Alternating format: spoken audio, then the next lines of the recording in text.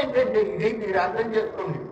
ఇది పరిశ్రమలు పెట్టాలనుకునే వాడికి, కార్పొరేట్ సంస్థలకి సులభంగా రైతుల నుంచి భూములు తీసుకునేదానికి ఉపయోగపడేటటువంటి చట్టం. లోకల్ మీకు తెలుసు, మన్మోహన్ సింగ్ గారి గవర్నమెంట్ లో సిపిఐ సిపిఎం కూడా వాళ్ళు మద్దతు ఉన్నప్పుడు 2013 భూసేకరణ చట్టం తెచ్చారు. చాలా మంచి చట్టం అది. దాంట్లో 3 పట్ల పండే భూములు తీసుకోకూడదు, సన్నకారు చిన్న రైతుల భూములు కట్టేయకూడదు. ఒకవేళ కంపల్సరీగా ఏదైనా భూమి తీసుకోవాల్సి వస్తే ఆ భూమిలో ఎవరెవరు రైతులు ఉన్నారో వాళ్ళందరిలోనూ కూడా 50% కన్నా సగం మంది కన్నా ఎక్కువ మంది ఒప్పుకుంటేనే భూమి తీసుకోవచ్చు అని ప్రావిజన్స్ ఉన్నాయి. మీకు గుర్తు తెలుసుకోండి. ఒకసారి మోడీ దాన్ని మార్చేయాలని అప్పుడే ప్రయత్నం చేశాడు. 3 సార్లు ఆర్డినెన్స్ పెట్టాడు. కానీ రాజ్యసభలో మెజార్టీ లేకపోవడం వలన దాన్ని ఉపసంహరించుకున్నాడు. ఈ రాష్ట్రంలో ముఖ్యమంత్రిగా ఉన్న నారా చంద్రబాబు నాయుడు గారు, ఆయనకి రైతుల మీద పెదాల దగ్గర తప్ప ఇక్కడ ప్రేమ లేదు. ఆయన కూడా ఎంతసేపు విదేశీ పెట్టుబడులు రావాలి, పెద్ద పెద్ద పరిశ్రమలు రావాలనే కోరికే తప్ప రైతు ఏమైపోతున్నాడు అనేటటువంటి చింతన లేదు. అందువలనే ఆయన ఆ యాక్ట్ లో గ్రామీణ ప్రాంతంలో 4 రెట్లు రైతుకి నష్టపరిహారం ఇవ్వాలి అని అంటే దాన్ని 2.5 రెట్లకి తగ్గించేశాడు. అంతేకాకుండా జిల్లా కలెక్టర్ రైతు వాళ్ళ భూమికి సంబంధించి ఒక రేటుకి ఇద్దరు అంగీకరిస్తే ఈ చట్టాన్ని తాపు చుట్టేసేసి దాని గురించి పట్టించుకోవచ్చల్లా, ఆ రేట్లు తీసేసుకోవటమే. ఆ అవకాశాన్ని చంద్రబాబు నాయుడు మార్పు చేశాడు. ఆ మార్పు చేయటం జగన్మోహన్ రెడ్డి గారికి వైకాపాకి కొండంత కలిసి వచ్చింది. పేదవాళ్ళకి ఇళ్ల స్థలాల సేకరణ పేరు మీదుగా భూములు తీసుకున్నారు, 1000 ఎకరాలు.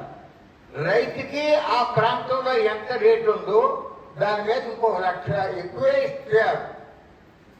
ఆ 1,00,000 కాక అక్కడున్న మార్కెట్ వాల్యూ పైన కొద్దిగా ఎక్కువ కాక 5 లక్షలు, 7 లక్షలు, 8 లక్షలు పెంచు వేసి కలెక్టర్ని ఒప్పించుకుని, ఆర్టీఓని, తహసీల్దార్ని ఒప్పించుకుని సర్వే చేసుకుని దాంట్లో రైతుకి ఇచ్చారు.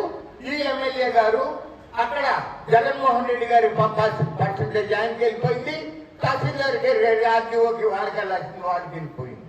ఈ రకంగా 1000 కోట్ల రూపాయలు దండుకున్నారు అని నేను స్పష్టంగా చెప్తా ఉన్నాను. అర్థమైందా మీకు?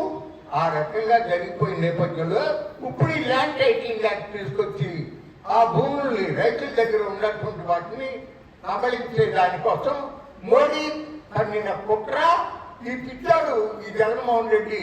అయ్యో ఎలక్షన్ టైంలో మనకి ఇది చాలా ఊరికి మెడకు ఉరిసాలాగా తగ్గుతుందని ఆ జ్ఞానం, ఇంగిటి జ్ఞానం లేకుండా తీసుకొచ్చి పెట్టాడు అని మీ అందరికీ మనవి చేస్తూ, ఖచ్చితంగా ఇండియా కూటమి గవర్నమెంట్ వచ్చిన తర్వాత ఏవేవైతే తప్పుడు నిర్ణయాలు చేశారో రాజ్యాంగానికి సంబంధించి ఉపా కానీ వాటన్నిటికి సంబంధించిన చట్టాల సవరణలు కానీ, ఈ ల్యాండ్ టైటిలింగ్ యాక్ట్ కానీ, ఎలక్ట్రిసిటీ బిల్లు కానీ, ఇటువంటి వాటన్నింటినీ కూడా ఉపసంహరించుతుంది ఇండియా కూటమి మీకు మనవి చేస్తా ఉన్నా. ఇవాళ మేము రైతులుగా రైతు సంఘాలు సంయుక్త కిసాన్ మోర్చా ఆధ్వర్యంలో ఢిల్లీలో మేము దాదాపు 13 మాసాలు చేశామండి. 13 మాసాలు చేసి మేము అయ్యా నువ్వే అన్నావు కదా ఇవ్వబోయా బాబు అంటే ఇవ్వలా. ఇవాళ కాంగ్రెస్ గవర్నమెంట్ చెప్తా ఉంది ఫస్ట్ సంతకం స్వామినాథన్ కమిషన్ సూచించినట్లుగా సమగ్ర పంటల ఉత్పత్తి వ్యయానికి 50% కలిపి +50% ఇస్తాము అని చెప్పారు.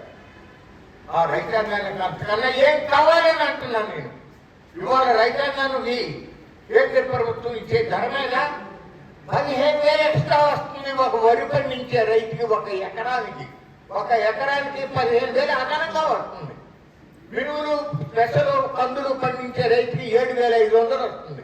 పత్తి పండించే రైతుకి ఎకరానికి 10,000 రూపాయలు అదనంగా వస్తుంది. వేరుశెనగ పండించే రైతుకి ఎకరానికి 11,700 రూపాయలు వస్తుంది. అట్లాగే ఇవాళ మీకు తెలుసు, కరువు వస్తూ ఉంటుంది, తుఫాన్లు వస్తూ ఉంటాయి, అధిక వర్షాలు పడతాయి, పంటలు పోతాయి, రైతులు డబ్బు కట్టలేకపోతాడు బ్యాంకుకి. అయ్యా ఒక్కసారి మాఫీ చేయవా బాబు అంటే ఆయనకి ప్రాణం ఒప్పల. కానీ పెద్ద పెద్ద కార్పొరేట్ సంస్థలకి తెలుసా మీకు 14,60,60,000 కోట్ల రూపాయలు మాఫీ చేశాడు మహానుభావుడు నరేంద్ర మోడీ గారు. అంటే సామాన్య ప్రజలు నీ పట్టరా? ఎంతసేపు టాటాలు, బిర్లాలు, అదానీలు, అంబానీలేనా అని మనం అడగవలసిన అవసరం ఉంది. అడగటం ఎట్లా?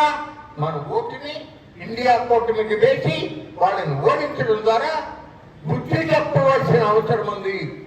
చిత్తుగా బీజేపీని కాదు, ఆ బీజేపీకి మద్దతు ఇస్తా ఉన్నటువంటి తెలుగుదేశం, జనసేన కూటమి ప్రత్యక్షంగా పొత్తు లేకపోయినా పరోక్షంగా తొత్తులాగా వ్యవహరిస్తా ఉన్నటువంటి వైకాపాని ఓడించి ఇండియా కూటమిని, కాంగ్రెస్ పార్టీని, సిపిఐ-సిపిఎం అభ్యర్థుల్ని గెలిపించాలని మీ అందరికీ సవనిగా విజ్ఞప్తి చేస్తూ ఈ 2 మాటలు చెప్పేటువంటి అవకాశం కల్పించిన మీకు ధన్యవాదాలు తెలియజేసుకుంటూ సెలవు తీసుకుంటాను. నమస్కారం.